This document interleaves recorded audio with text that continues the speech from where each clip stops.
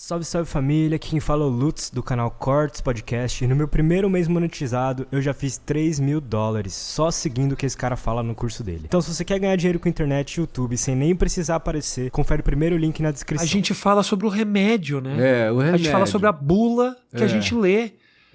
Agora, durante esse momento onde tinha muita gente morrendo, tinham questões importantíssimas a se discutirem que não foram discutidas. Não foram Por exemplo, questão espiritual, questão de alimentação. As pessoas estavam falecendo porque estavam mal alimentadas, porque tinham pouca vitamina D, porque estavam obesas, porque não cuidavam da saúde, porque não cuidavam das pessoas ao seu redor. Então a gente sofreu muito e continua não tratando desses temas. E outra coisa é que se você for um ser auto-vitimado, você está ferrado. Se você tiver autopiedade, você está lascado. Porque você não levanta, né? Você não levanta. Se você tiver peninha de você mesmo, já era. As pessoas que se levantam são as que não têm pena de si mesmas. São as que dizem a si mesmo, eu vou levantar, eu vou fazer, eu vou trabalhar, eu vou adiante. Então, boa parte das doenças humanas vem da autopiedade, da autovitimização, que tem um poder de somatização extraordinária. O cara fica doente da enfermidade psíquica dele, na maioria das vezes. E aí fica tomando remédio, sem tratar da causa emocional, psicológica, espiritual, que é onde está o elemento causal da enfermidade dele. Mas é tão difícil, Caio, você olhar para uma pessoa e dizer: a tua enfermidade é culpa tua. É duro dizer isso para alguém. Você tá ansioso, você tá depressivo, você tá nervoso. Obviamente existem as questões químicas que levam a esses problemas, mas hoje em dia, com essa pandemia de depressão, obviamente tem muita gente que não conseguiu lidar com as suas causas, os seus problemas e acabou chegando nesses lugares. Mas é difícil olhar para alguém e falar assim: levanta, irmão, que você pode. Você está doente de si mesmo. Eu digo muito isso por aí. O que eu tenho, pastor? Eu digo, você tem você mesmo. A sua doença é você. É essa pena que você tem de você, esse negativismo. Você olha e acha que o mundo te deve alguma coisa. O mundo não te deve nada. Eu tenho uma frase numa camisa minha, que eu gosto muito dela, que diz assim: você já perdoou o mundo hoje? Porque o cara que não aprende a perdoar o mundo todo dia vai ficar doente. Eu não tenho nenhum problema com o mundo. Eu só tenho problema comigo.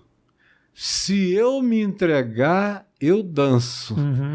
Mas se eu continuar olhando para cima e dizendo não, pode todo mundo desistir, mas eu não vou desistir do bem. Não vou utilizar mecanismos de perversidade para alcançar nada. Os fins não justificam os meios para mim. Eu vou chegar lá pelas boas razões. E eu não quero conquistar nada que não seja natural, resultado extensivo dos meus dons, das minhas capacidades, daquilo que eu recebi de graça e que eu quero dar de graça, e que é a minha própria saúde, é a minha individuação saudável. Quanto mais eu abraço a minha identidade com gratidão, melhor eu fico, mais inteligente eu me torno. Quanto menos ansiedade eu tenho, mais desenvolvimento mental acontece em mim. O pessoal fica ansiedade porque acha que tem que alcançar, com ansiedade porque acha que tem que alcançar coisas. Vai fazer uma prova, fica ansioso. A ansiedade impede a tua memória, atrapalha a tua capacidade de memorização, de lembrar. Você vai fazer um show, você fica tenso? É um horror. Não. Se você relaxa e chega lá e diz, eu só vim me divertir, cara, você explode, você bomba. Concordo. E mais do que isso, tem gente que acha que a ansiedade e o sofrimento, eles são importantes para a conquista. E as conquistas podem acontecer sem esse sofrimento todo. Na maioria das vezes, sem. O Einstein, que é uma referência extraordinária, né, de genialidade, ele dizia que às vezes ele ficava dias e meses, porque ele não era muito um cara de laboratório, o laboratório era a cabeça dele.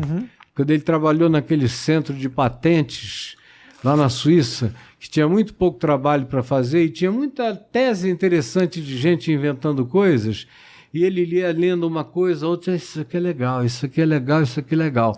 Aí ele olhava, ele tinha uma ideia. Aí ele dizia, eu vou andar nessa direção. Aí ele se esforçava, queimava todos os neurônios, evocava toda a genialidade dele, não conseguia nada, ele ficava furioso, chutava tudo para o alto, aí dizia que ia dar uma volta no campo, quer esquecer isso, é uma obsessão sem fundamento. Aí ele ia andando, de repente ele tropeçava num buraco. Na queda, ele dizia, aí eu já não pensava, eu era pensado pela solução. Isso é que é uma coisa maravilhosa, é quando você crê que você não é a fonte, mas existem fontes superiores que habitam na tua paz e no teu relaxamento. Eu aprendi isso muito novo quando eu comecei a pregar, e no início comecei a pregar com 18 anos. E recebi logo responsabilidades imensas. Com 20 anos eu já era pastor presbiteriano, que é uma igreja seríssima. Todo mundo tem que ser culto, teólogo, isso e aquilo. E eu lia. Quando eu ia pregar, eu preparava os meus sermões e tal. Eram sempre maravilhosos. Todo mundo gostava, amava, elogiava e tudo mais. Mas depois de um tempo, eu falei, quer saber? Jesus não tinha sermão de nada, ele olhava para as pessoas e ele viu que elas estavam precisando e ele dizia o que o auditório estava falando sem dizer nada. Eu vou fazer assim. Sentir e expressar. Eu vou sentir e expressar. Aí eu passei a fazer assim, como eu faço assim até hoje.